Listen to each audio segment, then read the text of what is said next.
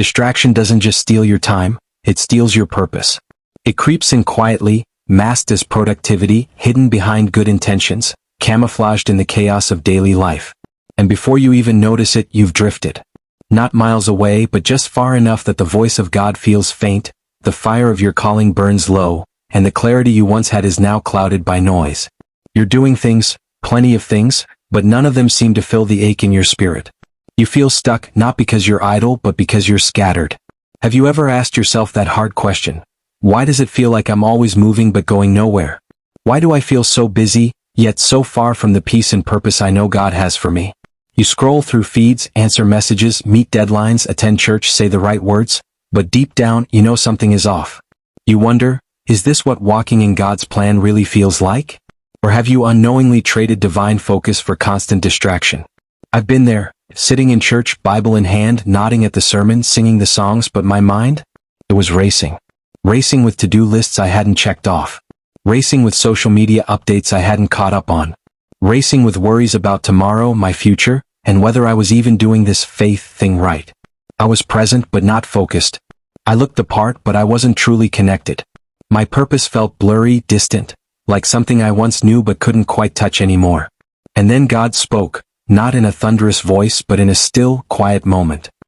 He asked me something simple yet piercing. What are you really giving your attention to? That question broke me. Because I realized, my attention, my energy, my time, they weren't rooted in Him. They were scattered across 1,000 distractions. And it was in that moment I knew, I had to break the chain before it bound me any further.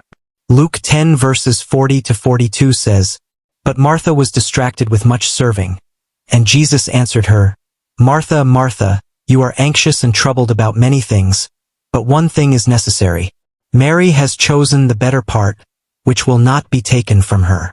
That verse wrecked me, not because Martha was doing something sinful, but because she was doing something that looked right. She was serving.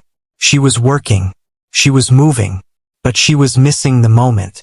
Martha wasn't in rebellion. She was just distracted. And that's the trap for so many of us. We think if we're busy for God, we're close to God. But Jesus didn't praise Martha's effort. He honored Mary's focus. Martha was busy. Mary was still. Martha was doing. Mary was listening. Martha was distracted. Mary was devoted. See, busyness is not always obedience. Sometimes we're so caught up in the hustle that we miss the hush. And distraction? The sneaky. It doesn't show up as temptation. It shows up as responsibility. It comes cloaked in duty, in pressure, in good intentions that slowly pull our hearts away from divine presence. Let me tell you a story. A man I met years ago was talented, driven, full of ambition. He was always grinding, always building, always chasing the next goal. He loved God, no doubt, but his schedule, packed, his prayer life, sparse. He told me, "Man, I'm building this empire for God," and I believed him. But over time, something shifted. The joy was gone. He was constantly anxious, worn out, spiritually dry. He couldn't hear God clearly anymore. Why? Because he had substituted results for a relationship. He was so busy building the thing that he forgot to stay connected to the one who called him to build it. One night he came to a breaking point, burned out, exhausted, numb. And in that silence, God met him. Not with condemnation, but with clarity. God whispered, "I didn't ask you to grind. I asked you to abide." That moment changed everything. He started waking up earlier, not to work more, but to sit with God. He began saying no to things that looked good so he could say yes to what was God. Slowly, the fire returned. The clarity came back. The peace that surpasses understanding settled in again. And maybe that's you. Maybe you're chasing something, building something, serving everyone, but inside you're empty. You're not evil, you're just exhausted. You're Martha in motion, when Jesus is inviting you to be Mary at his feet. So how do we move from Martha moments to Mary focus?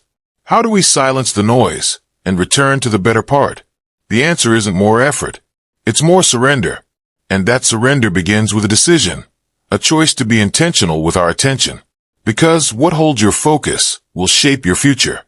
Proverbs 4 verses 25-27 says, Let your eyes look straight ahead.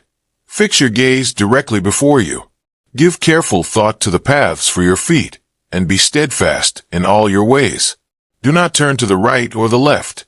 Keep your foot from evil. Purpose isn't found in scattered eyes or divided attention. Purpose is walked out step by step with steady focus. You cannot walk in divine purpose while living in constant distraction. You cannot embrace heaven's assignment if your heart is glued to earth's noise. Focus, godly focus, isn't just a personality trait. It's a discipline, a spiritual practice, something you choose day after day. And maybe that's where you are.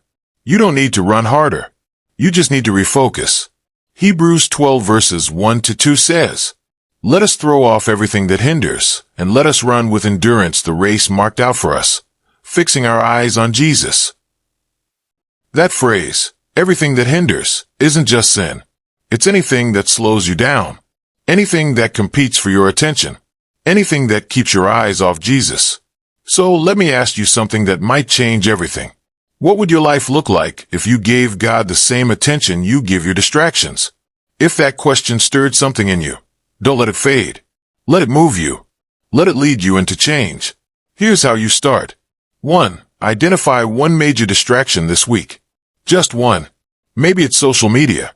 Maybe it's people-pleasing. Maybe it's overcommitment. Name it. Don't justify it. Just bring it into the light. 2. Commit to 15 minutes a day of focused time with God. No phone. No noise. Just you and Him. Give Him your full, undivided presence. 3. Pray this short prayer daily. God, align my focus with your purpose. Say it slowly. Say it from the heart. And watch how He moves in your life. Now I want to hear from you. What's one thing you'll trust God with this week to regain your focus? Drop it in the comments. Let's start a conversation that leads to transformation.